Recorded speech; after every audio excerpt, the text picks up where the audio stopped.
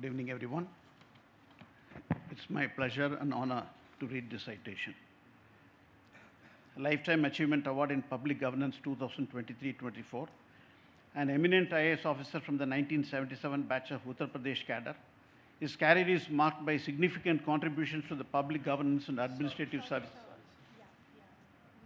My apologies on behalf of my volunteers. This award is for Lifetime Achievement Award for Corporate Governance, and therefore a wrong envelope has been delivered. Lifetime Achievement Award for Corporate Governance, please. I think my young friends got confused with Lifetime Achievement. Sorry, sir. No problem. That's okay.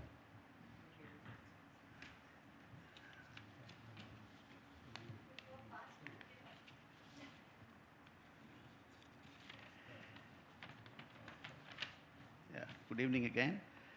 The Lifetime Achievement Award in Corporate Governance 2023-24 is a distinguished finance professional and government expert with a remarkable career spanning several decades. His journey began in 1967 as a trainee accountant at S.R. Bartleby and Company, which later became part of Ernst & Young. His tenure at E&I was pivotal in shaping his expertise in auditing and financial consulting, eventually rising to the role of National Director of Audit and Accounting Services. He retired in 2003, having led significant transformations in the firm's audit practice in India. His brief stint at the Tata Group as a factory accountant in the early 1970s provided him with valuable operational insights, complementing his strong background in corporate finance. His leadership extends to key directorial roles across some of India's most renowned companies. He has served on the boards of Tata Power, Blue Star, and Thermax, where he contributed to strategic decision-making and financial governance. At Tata Power, his strategic input helped fortify the company's position in the energy sector, while at Blue Star, he oversaw financial strategies that supported its growth in the air conditioning and refrigeration industry. At Thermax, he played an instrumental role in shaping its governance framework and guiding his expansion into energy and environmental sectors. He also holds directorial positions in several other companies, including Coastal Gujarat Power, Welspun Renewable Energy, showcasing his extensive influence across sectors.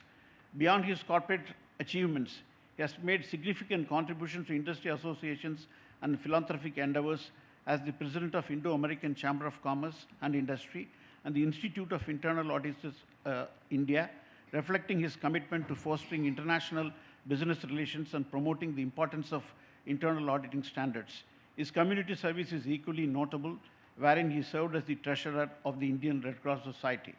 For his lasting and significant impact on India's corporate landscape and his contribution to upholding good corporate governance practices, Asian Center for Corporate Governance and Sustainability is privileged to consider the Lifetime Achievement Award in Corporate Governance 2023-24 on Naujir Mirza on this 5th day of March 2025. Congratulations.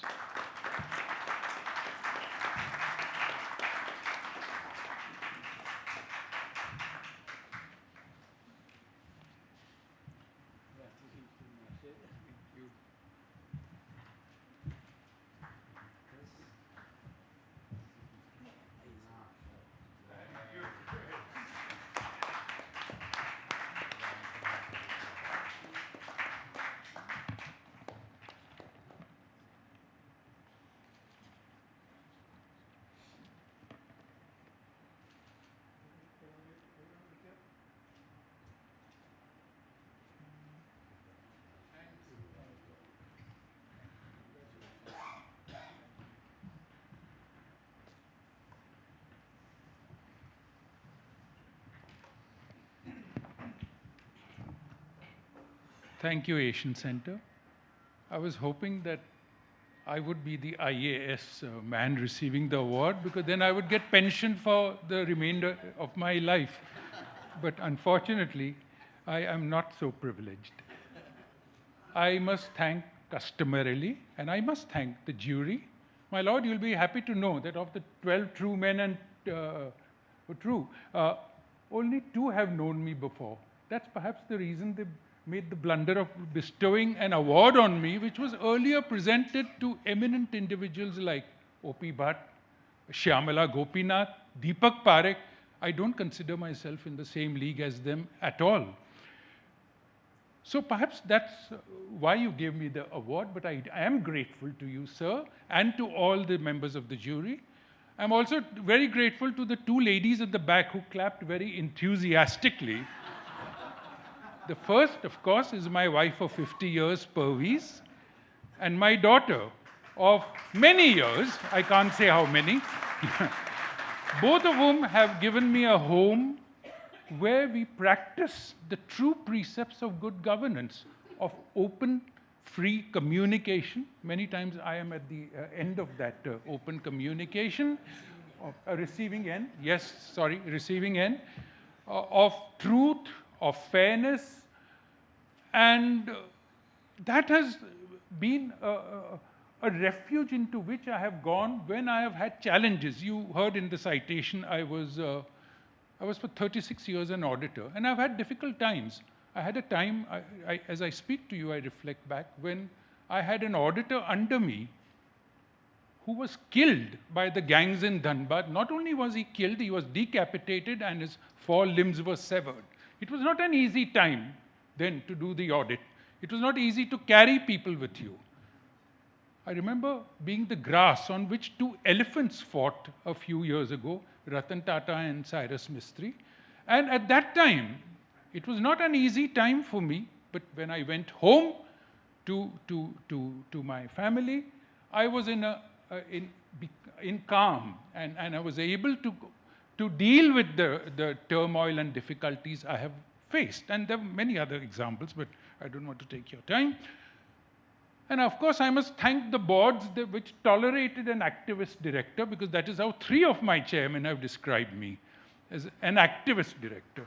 And that is what I want to spend a minute, Mahendra, if you will permit me, on. This award being given to me is for corporate governance. See, practicing corporate governance in the last 25 years that I have been a company director has been very easy, because corporate governance as we today know it has been constructed on a liberal society with free thinking. Today, we had this discussion. What's going to happen with Trump? It's not Trump. Trump has come, he will go. He went once, he'll go again. Bolsonaro came and went. Erdogan came, will go. Modi came, he's come 3 times, he will go. I'm not worried about these demagogues. What concerns me is what will happen to corporate governance as you and I understand it when vast sections of the society believe that we must regress into an imaginary, beautiful past which never actually existed. And companies and governance are licensed by society. And when society has begun to believe that we must be regressive in our thinking, will we be able to practice governance as it today prevails and as each of us has a belief in, a liberal belief in? So my concern is about the future of governance. I am not as sanguine as many of the discussions that happened just now were. I'm sorry to paint a dark picture, but that's something I'm specialized in. One of my past chairmen said, "Naushad, you always frighten us." and so this is, I'm just giving you a flavor of the kind of fellow I've been, which has resulted in my being selected by the jury for this thing. So with that, I want to thank everybody, the jury indeed, all of you here. That's it.